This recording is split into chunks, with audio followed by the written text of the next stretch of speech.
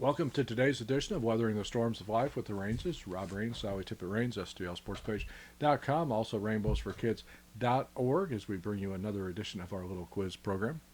We've been having a good time. Hope you've enjoyed watching. First feature that we always do before we get to the questions is hear from you with the wisdom of the day. My words of wisdom for today is don't let anything stop you. If you have an obstacle that comes in your way, think of if you really want to have an idea, like this pandemic is a perfect example. It's just shot everything to heck. Any ideas we have, restaurants, how schools are working, how everything is working, so everybody's had to like rethink their ideas. Well, that can happen to you in your personal life. If you were thinking of doing something, you haven't been able to do something, just use this time that you have to reimagine your goals and dreams in a different way because you can still do some great things and you just have to try it a different way. Absolutely. Go in the back door. Sure. Or when one door closes, window opens or whatever. There you go.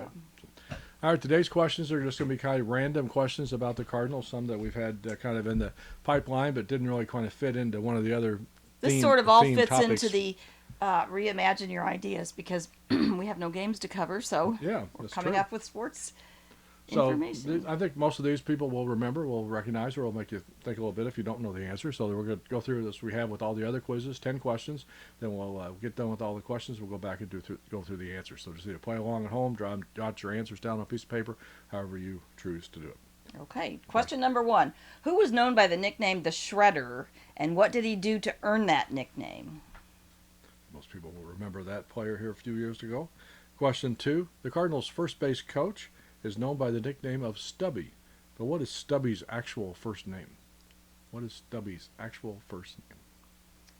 Question 3. In 2000, this player hit a pinch hit homer in his first career at bat, and 2 days later homered again in his second at bat for the Cardinals.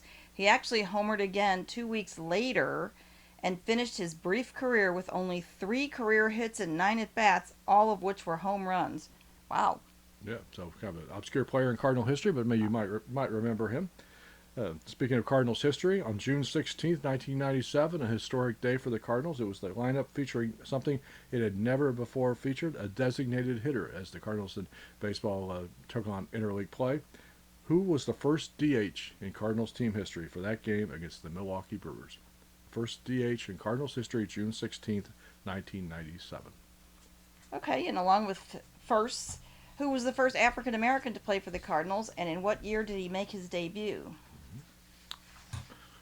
Speaking of first, question number 6. When was the first night game played by the Cardinals in St. Louis? The Cardinals' first night game at home, Sportsman's Park, in St. Louis was in what year?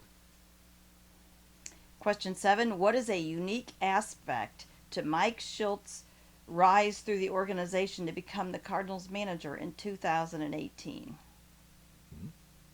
Question 8. Since the Cardinals later began interleague play in 1997, what opponent has played the fewest number of games in St. Louis? 3 times. They've only been one 3-game series for this team in St. Louis since they began interleague play, 23 years ago. Who was that team? Okay. Question 9. Who is the former Cardinal who was on the team in 2010 and 2011 who moved on to medical school after his career and this year became a doctor fighting the coronavirus in New York? And question 10, speaking of first responders, what former Cardinal pitcher from the early 2000s later became a firefighter in California after his baseball career ended? Former pitcher. See if you know who that is. That was question 10. All right. All right, I remember the Shredder. Yep. And you remember the whole episode of it, but I couldn't quite say the guy's name, but when you see it, it's Nick Punto. Yeah, and the story was that why he earned that nickname was after somebody got a walk-off hit to win a ball game, he would race onto the field and rip their jersey to shreds off of them. I remember him doing it after David Freese after Game 6 of the home run in the World Series in 2011. I'm not sure why he did that. I don't know why, and the players all seemed to think it was so cool. I mean, it's kind of like the dumping of Gatorade on your head after the home run too, but I didn't quite see the point of it myself. But, Yeah. but he did it. It was a little bit of spirit, I guess. Some of the historic jerseys in Cardinals history are not complete because they were ripped to shreds. That's right, they didn't go so well in the auctions. The Cardinals' first base coach, whose nickname is Stubby, his real first name is Richard. And the Stubby is a hand-me-down from earlier generations in his family. His grandfather and his father also were known by the nickname of Stubby. Now that's just strange because most And he actually people, has a kid named Stubby, too. it's just funny because most people, you have a name and then maybe the second one is called Junior or, And maybe Stubby something. Jr., I don't know, but they're also But called they're all Stubby. called the Uh-huh. nickname. Yeah, so it's passed down from generation to generation. In 2000, this player hit a pinch hit home run in his first career, blah, blah, blah. He had only three career hits, and they were all home runs. Keith McDonald. Yeah, it was No, I do not remember him. Played just in a handful of games in 2000 and a couple of games in 2001, and then was some longer time in the minor leagues, but that was the extent of his big league career. But yeah, I doubt there's That's pretty cool. very many players in Major League history that have had three career hits, and all of them were all home runs. Very unique. So, all right, June 16th, 1997, the first designated hitter in Cardinals history was Dmitri Young. Didn't have a whole lot of success in his career with the Cardinals, but did go on to the Tigers later on. Speaking of the DH, it does look like that we're going to see that. If in fact we do have a baseball season this year, it appears that there's going to be a universal DH added to the roster of all National League teams as well as Major League teams. So the question will be going forward, will they implement the DH full time going forward after this year? Or will that be just a 1 year kind of thing? So we'll wait and see. Not sure how I feel about it. I've always been against the DH, but I think it's one of those things we're going to have to accept. So, all right. Question 5. The first African American to play for the Cardinals was, of course, Tom Alston. He was a first baseman, debuted in 1954. Unfortunately, did not have a long, stellar career either. Had some personal issues that ended up dying at a fairly young age. But he was the answer to that question. Question 6. What year was the first night game played by the Cardinals in St. Louis? 1940. What was the story? Just that, I mean, that's when baseball generally started going to night games. Was the late 1930s, early 1940s. The Browns actually played a night game a couple weeks before the Cardinals did at Sportsman's Park. But just probably because of the advent of that's about the time that radio was kicking off, the broadcasts were taking off. It just seemed like that was when that generation. Don't think people started. realize how much trouble it is to put the lights in though, because you have to make it look like it's daytime, and it's a lot of trouble. So just thinking about back in the 1940s. You didn't really have television back, except for the postseason games. So and they were played during the day still at that point. So you didn't have to worry about much of television issues. Lighted for the television, but you still need to be able to see the ball in the same light. I suspect those outfields were kind of dark. I would think so too.